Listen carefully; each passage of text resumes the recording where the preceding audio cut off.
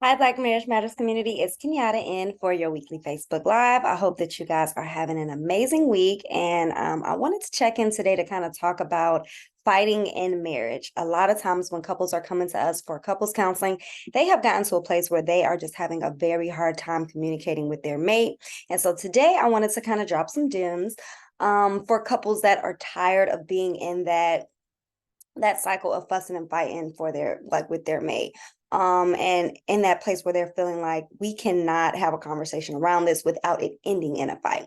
So today I want to provide you guys with 2 tips to change the way that you fight with your mate, and this is going to be part 1 of a part 2 series, right? So today we're just going to kind of go over 2 different things that I want you to keep in mind as you are navigating conflict with your spouse, with your partner that you're dating, someone that you're engaged to.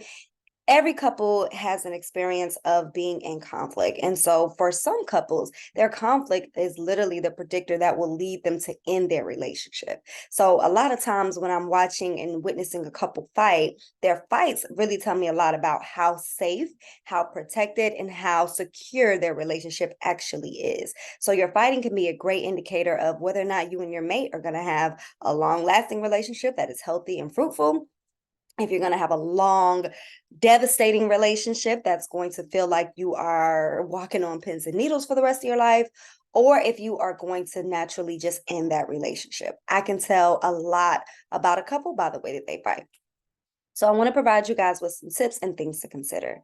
So a lot of times there are these predictors that tell you that a conversation will end in a fight. And today I want to talk about some of those things. So have you ever wondered why some topics that you have with your mate are just tough? They're like a hot spot. You and your partner just cannot discuss these things.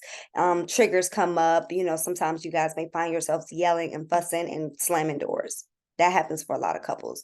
You might even blame your partner for a lot of the miscommunication. But what I do find is when I sit in front of a couple, it's often a two-way street. And so sitting with you both helps me to find the source of the dysfunction and helps to create a more realistic picture of what's happening. A lot of times when people come into counseling, they feel like, oh, if my mate would just change this thing, we wouldn't be fighting as much. But that's not the true essence of the story. And that can make counseling so valuable because ultimately you are hiring someone to kind of dissect and analyze what's happening and provide you guys with specific solutions that are only going to work for you and your mate. All right. So one thing that I would say to watch out for this if you were tired of fighting with your mate, number one, is if you start off rocky, you can basically predict how it will end rocky, right? So the most obvious predictor of how a conflict is going to go is how well or how not well it begins. So if you find that you are starting with criticism or sarcasm, you're asking for trouble, right? And so a lot of times I help couples identify what's the best way for them to approach their mate with a problem or with something that could lead with an argument.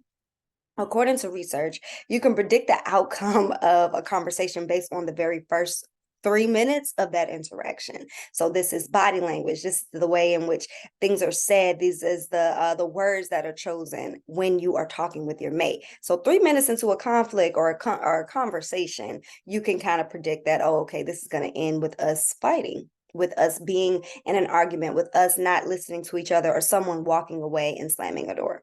3 minutes.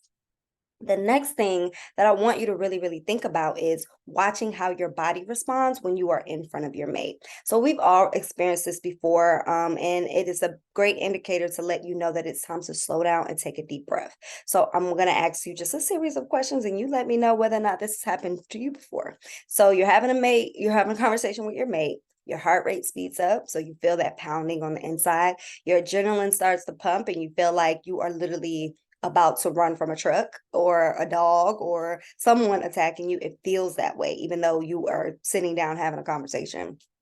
um your head goes into this ultimate like fight or freeze or fight stage where you literally feel like there is danger upon you. Your thoughts may be racing, your voice is elevating, tears start to appear in your eyes out of nowhere. We've all been there before on the other end of a conflict where we just feel like this is the worst possible place that I want to be. I want to be anywhere but here.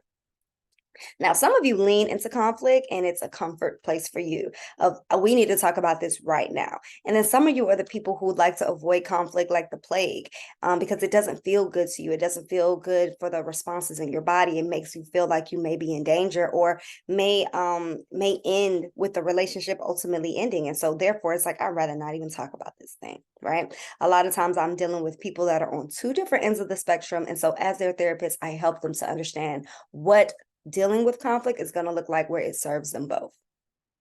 So I want you guys to keep in mind how your body responds and if it gets to a place of overwhelm. So if your heart rate continues to climb, you will likely end that argument or that communication with erratic communication. And that will lead to you criticizing more, making mean jokes, or even walking away. And that's happened to all of us before, where we're in the midst of a conversation with someone and the next thing you know, we are throwing the kitchen sink at them. We are saying everything in order for us to feel like we have won this thing. And I will say that that's another part of things I want you to keep in mind in conflict is if we're both, if you lose or I lose in our relationship, or win or lose in that argument, the whole relationship has lost at that point. And so sometimes we come to conflict wanting to win that fight and wanting to be right and wanting to prove something. And that's a mindset shift that I teach a lot of couples and walk them through. So I would suggest for this one, when it comes to your body and your body language, practice soothing yourself even when you are upset in the midst of a conflict. It takes a level of self-control and it takes a level of emotional awareness, and that is for mature people.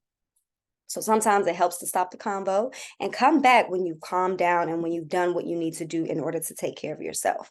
And a lot of times we just kind of miss that part. We go straight in for the kill and we don't care what is going to happen on the other end of it. And so my suggestion would be to take those deep breaths and make sure that you are very, very aware of what's happening in your body.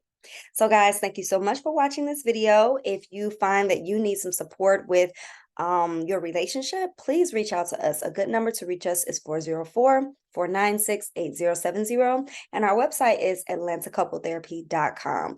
But two things to keep in mind moving forward if you find yourself in conflict is asking yourself, how are we starting? Are we starting rocky? Oh, we're probably going to end rocky. And then asking yourself what's happening in my body and also what's happening in the body of my partner. How are they responding? How do they look? Do they look flustered? Do they look like they want to run away? That gives me an indication that this won't necessarily end in the way that I want it to. So if anything's come to mind for you guys as you're watching this, or you have any suggestions or things that you want to ask, please leave your details in the comments about whatever comes to mind. But thank you guys so much for watching, and I will be back next week with part 2. Enjoy your day. Bye-bye.